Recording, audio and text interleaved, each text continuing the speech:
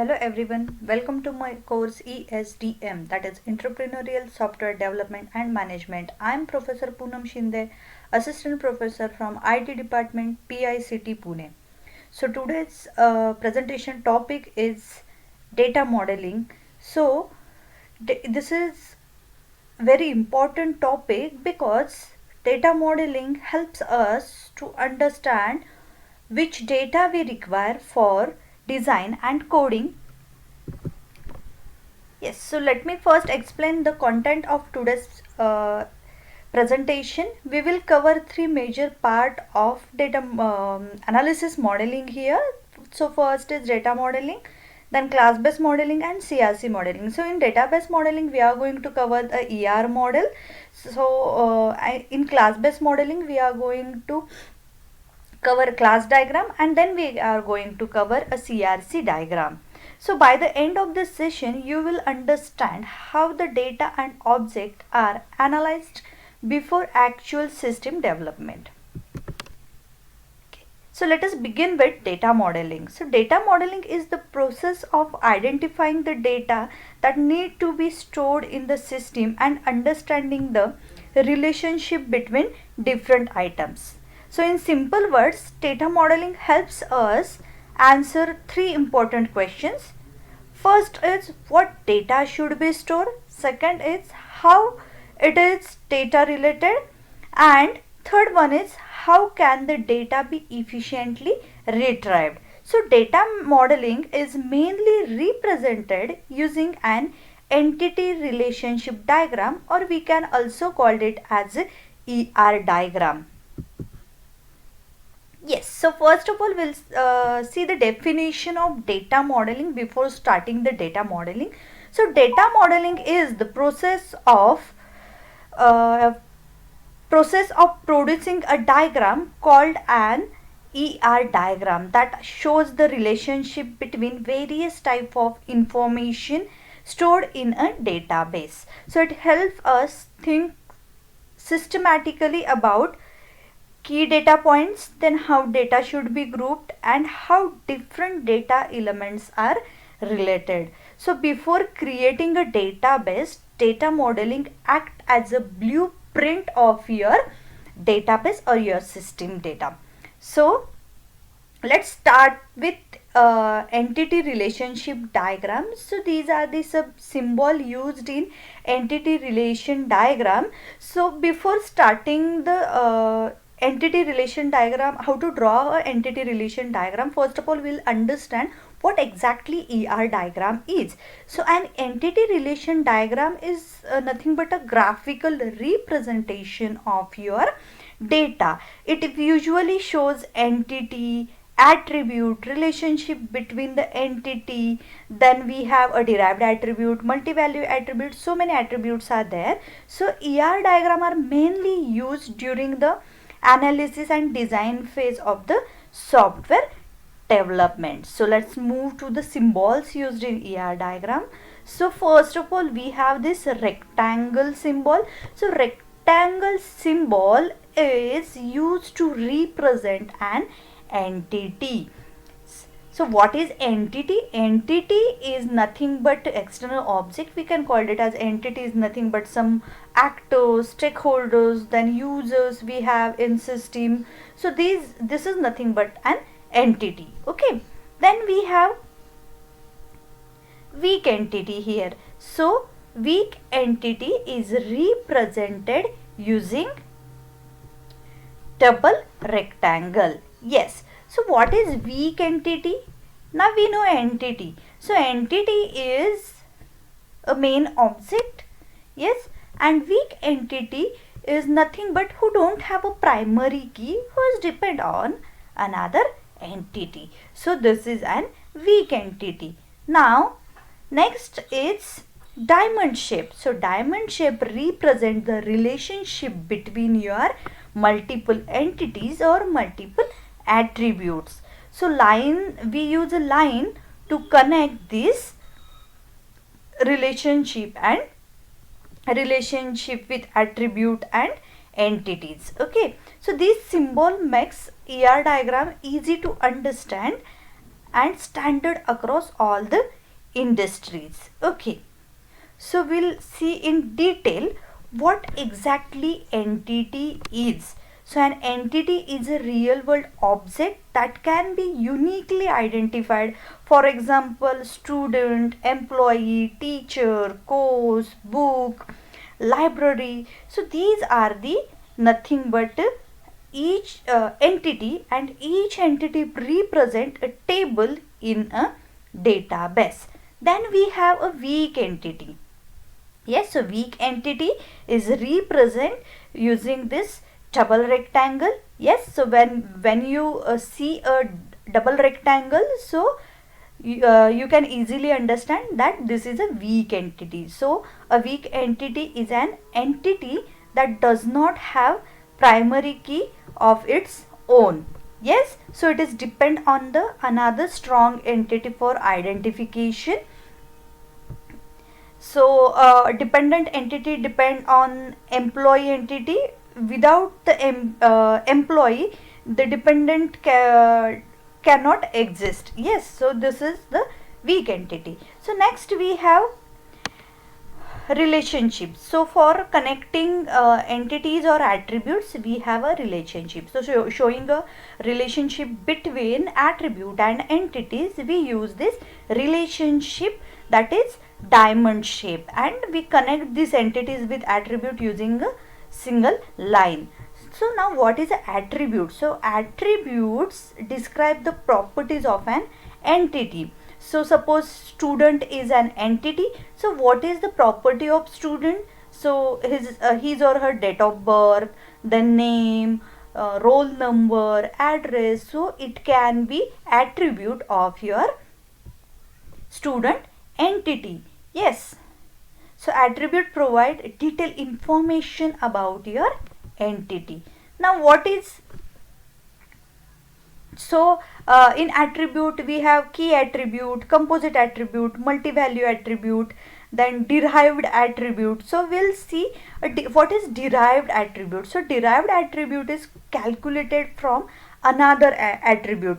For example, age can be derived from your date of birth. Suppose my student entity having one attribute, that is date of birth. So date of birth or and age. So age is what? Age is a derived attribute from your date of birth. So using a date of birth, we can directly calculate your age. So derived attribute is represented using dotted ellipse. Yes, and one more example, suppose total marks can be divided from the individual subject marks. So this can be represented using your dotted ellipse, and this is derived attribute. Yes, so next we have multi-valued attribute. So when some entity, suppose student having multiple marks, so marks can be your multi-value attribute.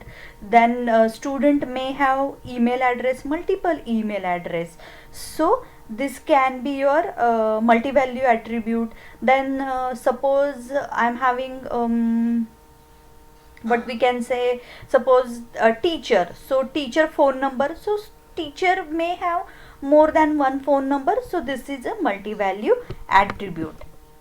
Okay, so these are the components of your ER diagram. So ER diagram basic components are what? Entities. So now we know what is weak entity. Then what is a key attribute? Okay, so key attribute is uniquely identified as a entity. Suppose roll number we can uniquely identify, then employee ID we can uniquely identify. So these are the key attributes. Then what is a composite attribute? So composite attribute can be derived into smaller sub attributes. For example, we have address. So we can divide address into street, city, state, pin code. So this help in better organization of your data. Yes. Now what is relationship? So relationship, we have one-to-one relation, one-to-many relation, many-to-many, and many-to-one relationship. Yes, so relationship is used to describe how entities are connected to each other. For example, a student enroll in a course, then a teacher teaches a subject. So this is what relationship. Yes, so what is one-to-one relationship? So one to we'll see in. Yes, so first of all we'll see entities. So you can see here student and course, these are the entities. And what is key attribute? So here you can see roll number entity is underlined. So this is what, when we use a key attribute, it is underlined. So we can easily understand that is when we use a key attribute, that person or that entity can be uniquely identified. Yes, so next we have weak entity. So what is a weak entity? We know weak entity is what? It is dependent on the another entity. If we don't have a school, then we cannot have a classrooms. Yes, so if you want a classroom, for that you require a school. So your classroom entity is totally depend on your school entity. Yes, next, what is composite attribute? Yes, so just now I told you, I gave you example of address. So same like here we have example of name. So name can be divided into sub attributes. For example, we have a first name, then middle name and last name. So your name can be divided into first name, middle name and last name. So this is an example of your composite attribute. Yes. Now what is a multi-value attribute? So multi-value attribute is represented using double ellipse. So student may have more than one or two phone numbers, may have multiple phone numbers. So this is multi-valued attribute. Then derived attribute. So just now I told you, if student is having a date of birth, so we can calculate age using a date of birth. So your age is derived from your date of birth column or date of birth attribute. So what is one-to-one relationship? So you can see here, one student has one identification card or ID card. So this is one-to-one relationship. Next we have one-to-many relationship. So what is one-to-many relationship? Yes, so one-to-many relationship, many entities are related to one entity. So one customer can place many orders. So this is one-to-many relationship, and we are representing relationship, that is placed relationship between customer and order using this diamond shape, and it is linked using this solid line. Next we have many to one relationship. Yes, so many to one relationship, here many entities are related to one entity. So you can see here, many student can enroll a one course. Yes, means here we have many to one relationship. Next we have many to many relationship, means yes, so many employees are assigned to many projects. So this is many to many relationship, where employee having a relationship with project, that is assigned. So many employees assigned to many projects. So this is all about the key components of your ER diagrams. I hope you are understanding it. Yes, so this is how we draw a diagram. So you can see here we have here student and book, these are the entities, and these two entities having a relationship, that is read. Yes, so student having this attribute, so age is derived attribute, then we are having date of birth, phone is multi-valued attribute, then student ID is what your key attribute, then student name, where student name having some sub attributes, that is first name, middle name and last name. So these are the composite attributes. So why it is composite attribute? It is derived from some other attribute. Then here you can see same in book we have book ID as a primary attribute, then authors. So this is how we draw a ER diagram. Yes. So next we have class based diagram. Yes. So class based diagram or modeling mainly focuses on identification of object, their operation, relationship between objects. So these models are mainly used in object oriented software development. Yes, so you can see here these are the components. You can directly create a class. So these are the notations. Suppose I want to draw a class of car. So car is what? Name of your class. Then write down the attributes. So make, model and year, these are the attributes, and this attribute is having a data type, that is string and integer. Yes. Now what is this minus minus minus? So this is the visibility notation. So when we use a minus sign, so when we use minus sign, then it is private visibility of your attribute, or it is privately accessible. Then we have plus sign. So when we have a plus sign, so you can see here we have operations. So we have void start, void stop and void drive. So these are the plus operations. We can then when we have a public access, we need to use a public accessifier. So public accessifier public accessor represented using a plus sign. Okay.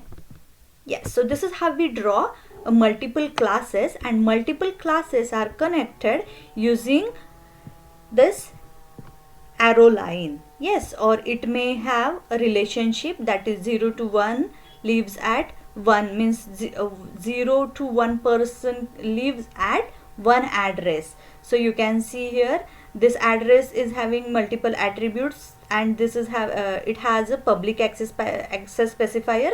Then we have validate and output as a label. These are the operations, and it has a private and public access specifier. Then we have professor and student, and that both are generalized with your person. Yes. So this is how we draw class diagram. Now what is CRC modeling? So CRC modeling stands for class, responsibilities and collaboration. So CRC modeling uses index cards to represent classes. So each card shows the class name. You can see here we have a class name. Then it's a responsibilities. So responsibilities, anything the class knows, attributes or operations, that we write here in responsibilities. Then collaborators. So collaborators are nothing but what? Other classes that requires to provide the information needed to complete a responsibility. So this is what CRC model. So here we have a different classes: library, librarian, date, borrower, then lentable, book is lentable. So these are the 6 cards we have, or 6 classes we have, and we are representing that classes using these cards, and we are writing here responsibilities and collaborators. Yes, so responsibilities of this class is knows all the lendable and search. So know and search, these are the operations we are performing in a library class. So these are the responsibilities. And who is collaborator class for this? So this lendable class is collaborator for this your library card. So this is all about your class diagram and ER diagram. Now let's check our understanding with a short quiz. So first of all, first question is ER diagram stands for, so these are the options: entity relation design, entity relationship diagram, external reference diagram, or entity resource diagram. Yes, so what will be the right answer, student? Any guesses? Yes, so option B, that is entity relationship diagram. So next question is, students enrolling in a multiple courses represented which relationship? Yes, one to one, one to many to one, or many to many. So you can see here we have students, many students enrolling to many courses. So we have many to many relationship. Yes, right answer. So third one is CRC stands for what? So options are class relation constraint, code review compiler, class responsibility collaboration, and control relation class. Yes students, what will be the right answer? Yes, option C, that is class responsibility collaboration. Yes, so to conclude, analysis modeling plays a crucial role in software development. It helps us understand system requirements clearly, then reduce errors in later stages and build better and efficient software systems. Yes, so this is all about our data modeling. I hope you understand it. Remember students, the more you learn, the more you grow. Thank you so much everyone for your time and attention. Thank you.